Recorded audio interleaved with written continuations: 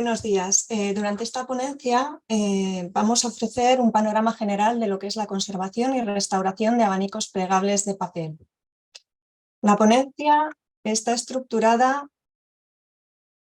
en 5 epígrafes: una introducción, el estudio y diagnóstico de los materiales y alteraciones, la restauración y finalmente la conservación. Vamos a ver las características del abanico y quiero que penséis en otro tipo de obra, como puede ser un cuadro, para que hagáis una comparativa y veáis lo diferente que son este tipo de obras de arte frente a otras. Para empezar, es un objeto de uso habitual, cotidiano, que todos conocemos, que va a ser usado... Un momentito. Que va a ser usado normalmente con la mano desnuda y en periodos estivales y de calor. Esto entronca a que es un objeto móvil. No solo sus partes se tienen que desplazar para poder ser usado, sino que además se emplea con un movimiento que es el de abanicar. Para ello, sus elementos son mixtos, son multimactéricos. Vamos a encontrar diversos elementos con diferentes coeficientes de dilatación. Y aparte, estos elementos se van a estructurar en un objeto tridimensional que es frágil por todas estas características que hemos visto que llevan a alteraciones muy específicas. Como objeto tridimensional tiene 2 posiciones, como ya ha indicado José Luis: abierto y cerrado. Vamos a pasar rápidamente por las partes de un abanico para aquellos que no las conozcáis. Las partes principales son el país, que es el material plegado que discurre sobre el varillaje. El varillaje o esqueleto, que está formado por las guardas y las varillas. El ribete, que une los extremos de los países cuando son dobles. Y la boleta, que está compuesta por un elemento estructural muy relevante que es el clavillo y otros menos relevantes, más decorativos, como pueden ser la virola, la roseta, la anilla y en ocasiones la borla. Aparte, el abanico diferencia en el varillaje, como decíamos, de las guardas, que reciben diversos nombres según la zona geográfica en la que estemos, y las varillas, en las que se distinguen 2 partes: la vista, que es la fuente, y la culta, que es la guía. La garganta mayor es la zona que discurre en el extremo de los países donde se sitúa el ribete, y la garganta menor es la zona que se une el país con el varillaje visto.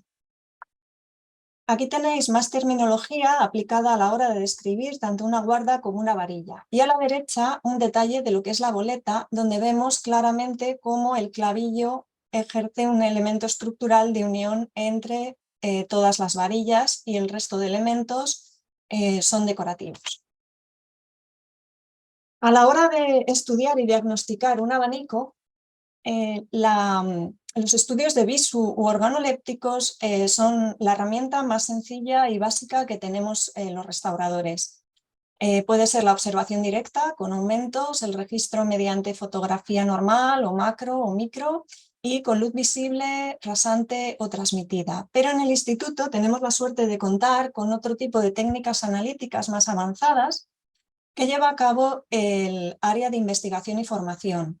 En ella hay 2 secciones: la sección de estudios físicos, que en este caso llevó a cabo el registro fotográfico mediante luz ultravioleta y luz infrarroja, así como técnicas radiográficas, y la sección de análisis de materiales, que llevó a cabo la fluorescencia de rayos X, la microscopía electrónica de barrido para la identificación de elementos metálicos y determinados pigmentos, así como la espectroscopía infrarroja por transformada de Fourier para identificación de determinados pigmentos, aglutinantes y recubrimientos, y finalmente la cromatografía de gases, espectrometría de masas para la identificación de tintes orgánicos. Como decíamos, la herramienta más básica de un restaurador es la observación a simple vista o con aumentos. Aquí tenéis 3 tipologías de ribete. Los ribetes normalmente son una lámina metálica o un papel dorado, con bol o sin bol.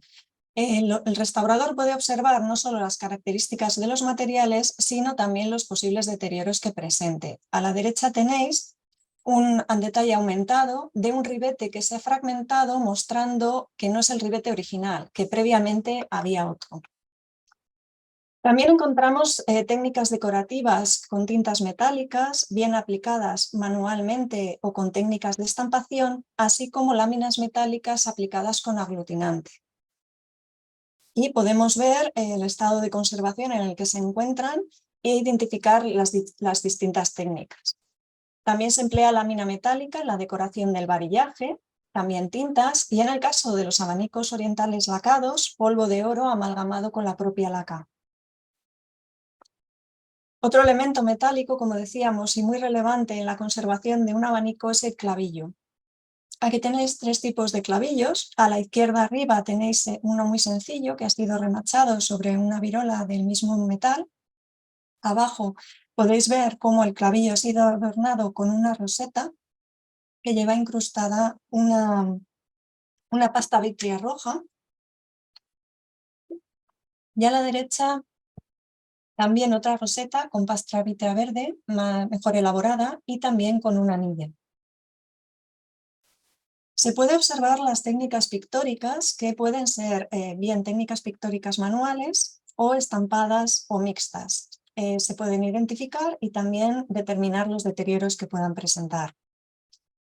El empleo de luz rasante y luz transmitida también nos va a permitir elementos que a simple vista pasan desapercibidos. En este caso, como ya ha mencionado José Luis, tenemos las caritas de marfil y las vestimentas realizadas con retales de tejidos.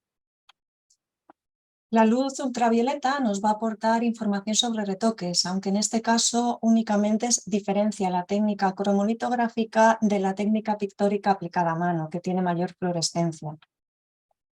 La fotografía con luz infrarroja sirve normalmente para estudiar dibujos preparatorios. Aquí vemos que el único dibujo preparatorio se limita a los frutos rojos y que el resto de la composición ha sido realizada sin boceto. Las técnicas radiográficas sirven para ver el estado de conservación de los elementos ocultos. En este caso podemos ver que la guía, la parte oculta del varillaje, se encuentra en buen estado y además podemos ver cómo se han realizado parcheados y cambios en la composición. Pero el dato más interesante de esta radiografía la aporta el abanico cerrado cuando se examina el clavillo. Este abanico presentaba un varillaje muy holgado que estaba generando deformaciones y se vio que en vez de ser una pieza completa, el clavillo estaba formado por dos piezas unidas mediante una rosca. La rosca todavía funcionaba y nos permitió volver a ajustar la holgura del varillaje. En cuanto a la fluorescencia de rayos X, nos ha permitido identificar elementos metálicos y también pigmentos. En este caso se trata de un abanico lacado y en el espectrograma de fluorescencia podéis llegar a ver cómo se ha identificado el pico del oro de la decoración dorada, el rojo corresponde a un minio y el negro a un pigmento a base de hierro. Hasta ahora hemos visto técnicas no invasivas que no requieren toma de muestra y son no destructivas. Pero hay ciertos elementos en los que es necesario tomar muestra para ser analizados, como es los países de papel.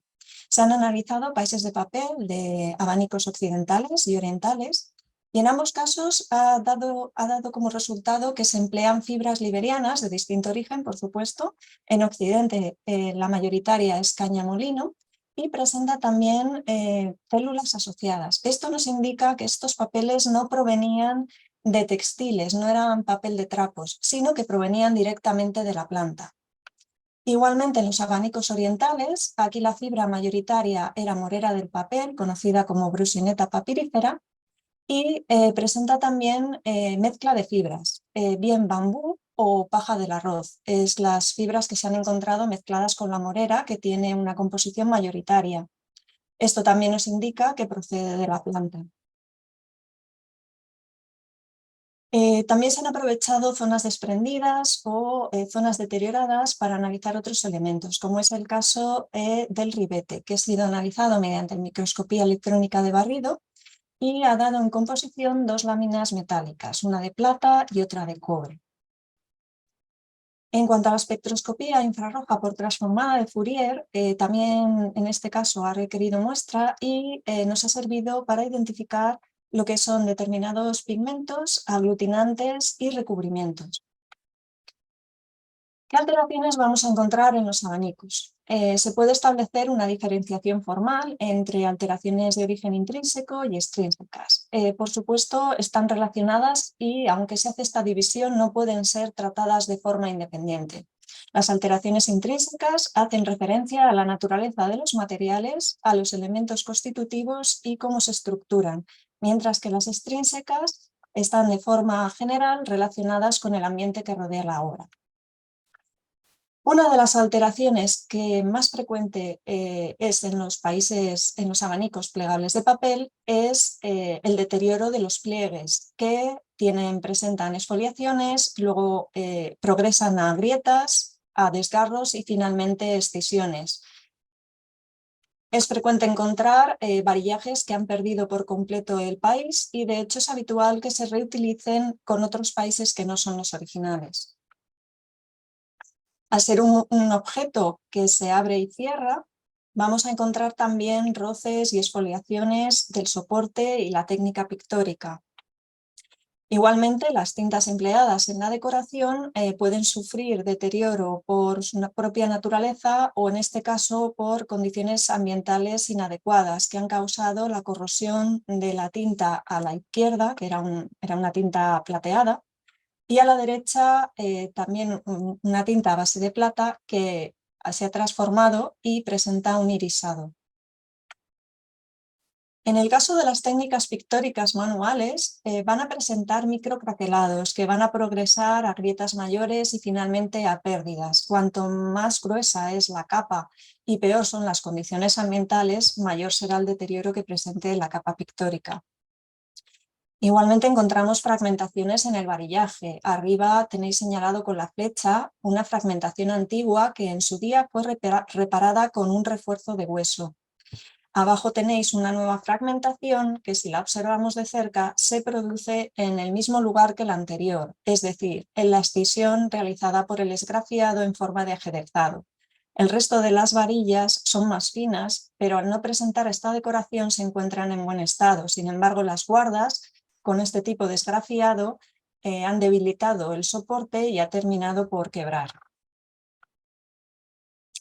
También, debido a las operaciones de calado y un mal uso, podemos encontrar grietas. Igualmente, algunos materiales sabemos que se degradan abarquillándose, como es el caso del hueso. Sin embargo, este abarquillamiento tan exagerado y doblemente dimensional no es debido solo al envejecimiento natural del hueso, sino que ha debido sufrir un foco de humedad que ha conseguido abarquillar aún más el material. También vamos a encontrar alteraciones químicas del material. En este caso es un varillaje de nácar, donde ácidos orgánicos procedentes mismamente de la propia manipulación de los dedos han causado que el carbonato cálcico se degrade y se generen eflorescencias, manchas y alteraciones del perfil. Aquí tenéis un ejemplo de un varillaje lacado que presenta un punteado blanco muy característico que es causado por una humedad elevada. La laca se deteriora, sobre todo por radiaciones ultravioletas, y la humedad es capaz de penetrar un lacado que originalmente era impermeable. A la derecha tenéis incluso una huella digital generada por el dedo que se apoyó sobre esta laca. Una de las alteraciones más peligrosas y que hacen peligrar toda la integridad del abanico es la pérdida del clavillo. Como veremos, los deterioros en los abanicos se producen en cascada. Al ser elementos que se estructuran combinadamente y que tienen una funcionalidad móvil, un deterioro en un elemento se va a traducir finalmente en el deterioro de los demás, y la pérdida de clavillo puede llegar a la destrucción completa del abanico. Como cualquier objeto de uso habitual, es frecuente encontrar reparaciones, bien realizadas por maestros abaniqueros, como la de arriba, donde los fragmentos de nácar han sido reforzados por una lámina de nácar, o la de la derecha, reforzados por una lámina finísima de hueso. Hay otras reparaciones más caseras. Aquí veis cómo han esparcido un adhesivo de forma inadecuada, que son más frecuentes en el país que en los varillajes. En el país suelen tratarse de cintas adhesivas que unen grietas y desgarros. Pueden ser refuerzos realizados con piel, con tripa, con papel, con crepelina de seda, en cualquier caso internos o externos y realizados por maestros o de forma casera. Podemos encontrarnos de todo, desde un esparadrapo a la izquierda hasta un papel reutilizado. Sea como fuere, si el refuerzo no está bien ejecutado, va a generar, como hemos dicho, alteraciones en cascada y, en los casos más graves, la deformación del propio varillaje o del país. No podemos abordar todas las técnicas de restauración y los materiales que componen los abanicos, pero vamos a dar una hoja de ruta de las operaciones más básicas y necesarias a la hora de intervenir este tipo de obras. La principal es la limpieza mecánica, bien con microaspirado, pinceles, comas de humo o puntualmente bisturí. En cuanto a la limpieza acuosa o de disolventes, dependerá mucho del material que se está limpiando. No es lo mismo una madera lacada que un marfil o que un nácar. Aquí, por ejemplo, tenéis un ejemplo de limpieza de nácar, en el que se ha empleado un hisopo muy reducido, empapado en agua destilada, muy escurrida. Casi se hace una limpieza más por arrastre que por disolución, y posteriormente se ha secado la zona para evitar posibles deterioros de la superficie. A la derecha tenéis las microfotografías del antes y el después de la limpieza. Hay, sin embargo, otras manchas que no son posibles de eliminar. Esto es un deterioro del nácar que hemos mencionado antes, que se conoce como la enfermedad de Vine. Esa mancha está embebida en el material y no es posible extraerla, y a veces el uso de disolventes acaba dañando más la obra. Una de las operaciones más frecuentes, que está relacionada con el deterioro que nos vamos a encontrar habitualmente, es la unión de cortes, desgarros y excisiones. Normalmente estas excisiones vienen reparadas, como decíamos, y hay que valorar si la reparación es correcta o va a generar más patologías al abanico. En este caso vemos que era una reparación con tripa, que había amarilleado con el tiempo y que no resultaba una unión adecuada y generaba tensiones en otra parte del abanico, por lo que se valoró su retirada. Este refuerzo comienza en el reverso y se prolonga hacia el anverso.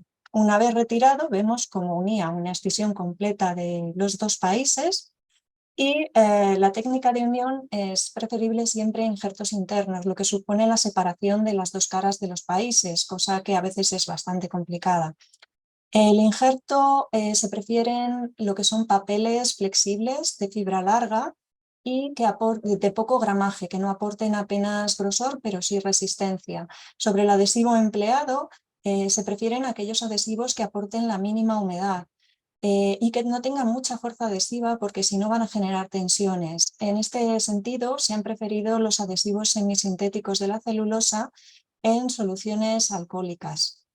Aquí tenéis el detalle de la escisión ya unida en el anverso y en el reverso.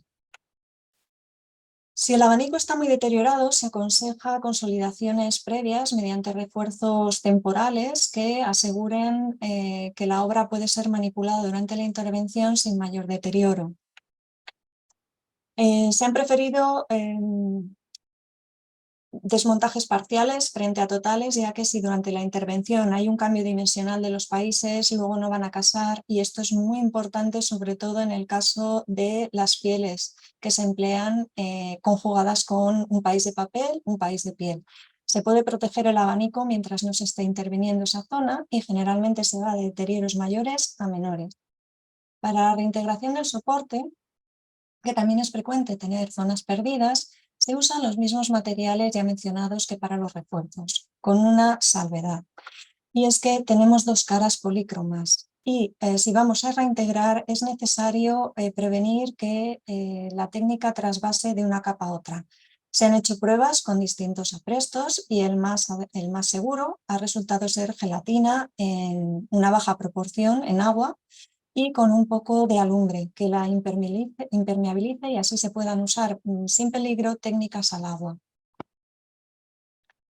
Sobre la unión de fragmentaciones en el varillaje, tienen que quedar identificadas y ser identificables, sobre todo si se emplean materiales similares al original, como es el caso. Esta varilla de hueso se ha reforzado con una lámina de hueso entonada con acuarela, que ha sido identificada y que ha servido para unir la fragmentación y a la vez reintegrar el soporte perdido. Quiero hacer un inciso porque aquí los restauradores tenemos nuestras limitaciones y cuando hay una gran pérdida del varillaje siempre es muy interesante contar con la colaboración de un maestro abaniquero que va a ejecutar la reintegración de las varillas de forma mucho más sencilla y más profesional. Como decíamos, si hay pérdida del clavillo es una alteración que ha de abordarse de forma importante. Es más, a veces hay que iniciar esta operación frente a otras. Para ello, no podemos emplear las técnicas originales de percusión porque ponemos en riesgo el varillaje, por lo que se ha optado por este tipo de clavillo con capuchón que va a permitir el cierre del varillaje mediante un adhesivo de tipo epoxi de 2 componentes, como puede ser el Araldit, protegiendo la obra para que no haya transferencias de este adhesivo. Una vez consolidamos el abanico, hay que entender que no es una obra de nueva manufactura, pero se ha de poder manipular. La movilidad tiene que recuperarse. Como decía José Luis, no es adecuado que se restaure un abanico y luego no se pueda cerrar. Toda esta información del estudio y la intervención se va a recoger en un informe exhaustivo. Y pasamos finalmente a la conservación, estructurada en 3 grandes epígrafes: las condiciones ambientales en las que se conserva la obra, el acondicionamiento para su almacenaje y finalmente la exposición. Unas condiciones ambientales adecuadas son imprescindibles para conservar una obra y deben tener un control y seguimiento adecuados. La humedad y la temperatura son un binomio de efectos sinérgicos, es decir, se influyen la una a la otra y se deben tener en cuenta conjuntamente. En el caso de los abanicos, como hemos dicho, son materiales heterogéneos con distintos coeficientes de dilatación, por lo que es necesario llegar a un compromiso que mantenga a todos los elementos lo más estable posible. En cuanto a la iluminación, la marcan los materiales orgánicos porque son altamente sensibles a las radiaciones lumínicas y a las reacciones de fotooxidación. No es ya tanto la calidad de la iluminación, que es importante, sino que hay que tener en cuenta que acorta la vida de nuestra obra. Abajo tenéis una tabla efectuada por el Comité de Preservación de Archivos, donde se relaciona la vida de nuestra obra con el tiempo de exposición. Esto es algo que a veces se olvida y que veremos en exposiciones cómo se recomiendan más las exposiciones temporales o el cambio de obra que las exposiciones permanentes. En cuanto a la contaminación, no solo proceden de los carburantes del tráfico rodado, sino que los propios muebles de madera u otras instalaciones dentro del edificio pueden generar gases volátiles, incluso los propios materiales de nuestra obra. Cuanto menor sean los agentes contaminantes, mejor, y se debe hacer un control y seguimiento de los mismos. En cuanto al almacenaje, como ya se ha visto, estos abanicos tienen 2 posiciones, abierto y cerrado.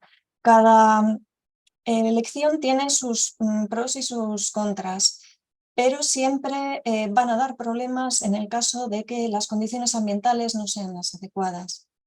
Es por ello que son tan importantes los contenedores como los que nos ha enseñado José Luis. En este caso, esto es una caja diseñada por mí, que en el interior tiene una cama de un material inerte que guarda el perfil de la obra para poder ser inserto y que no se mueva dentro de la caja. Esta caja además permite una bandeja en la que se han introducido elementos retirados de la obra que causaban tensiones, como son los refuerzos históricos, y una reproducción de la misma en anverso y reverso para evitar la manipulación de la misma. Y igualmente la caja tiene una señalética orientada a una identificación rápida de la obra dentro del depósito. En cuanto a la exposición, como decimos, sobre todo por contener materiales orgánicos se desaconseja la exposición permanente. Aquí tenemos dos sistemas de exposición que son nocivos por los materiales que los componen, que como hemos dicho, la madera va a generar gases ácidos. Aparte, el expositor de arriba está cerrado, con lo cual esos gases se van a acumular y se van a concentrar causando mayores deterioros que, por ejemplo, en la vitrina. En el caso de la vitrina, estos expositores no son adecuados, bien porque son metálicos o bien porque son de madera y porque no van a sujetar correctamente la obra. Aquí tenéis un ejemplo de un expositor.